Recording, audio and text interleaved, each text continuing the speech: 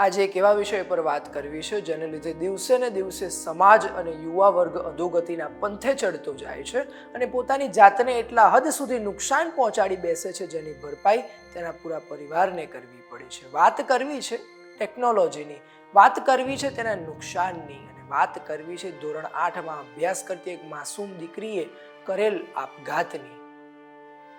નમસ્કાર મિત્રો, vibes of India સાથે હું પાર્થ.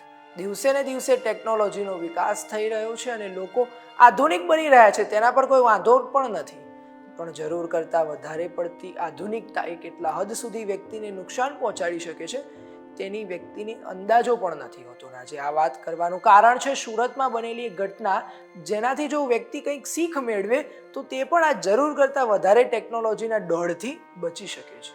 બનાવ આખો એમ હતો કે સુરતના પાંડેસરા વિસ્તારમાં પોતાના પરિવાર સાથે રહેતી એક દીકરી જે ધોરણ 8માં અભ્યાસ કરતી હતી અને તેને જરૂર કરતાં વધારે મોબાઈલ ઉપયોગ કરવાની ટેવ હતી, જેને લીધે તેની માતાએ તેને ઠપકો આપી મોબાઈલ લઈ લીધો અને પછી શાકભાજી લેવા માટે બજાર ગયા હતા. પણ બજારથી જ્યારે પાછા ઘરે આવ્યા ત્યારે તેમને જે જોયું તેનો તેમને સ્વપ્નમાં પણ ખ્યાલ નહીં હોય.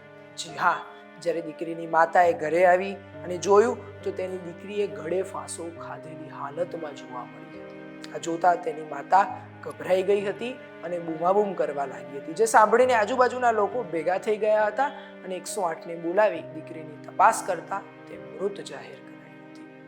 હાલની સ્થિતિને જોતા હવે મા બાપે પોતાના બાળક પર યોગ્ય ધ્યાન આપવું એ અત્યંત જરૂરી બન્યું છે. તેના પર તમારું શું કહેવું છે? તમને કોમેન્ટ કરી જરૂરથી જણાવશો અને આવી અવનવી અપડેટ્સ માટે જોતા રહો વાઇબ્સ ઓફ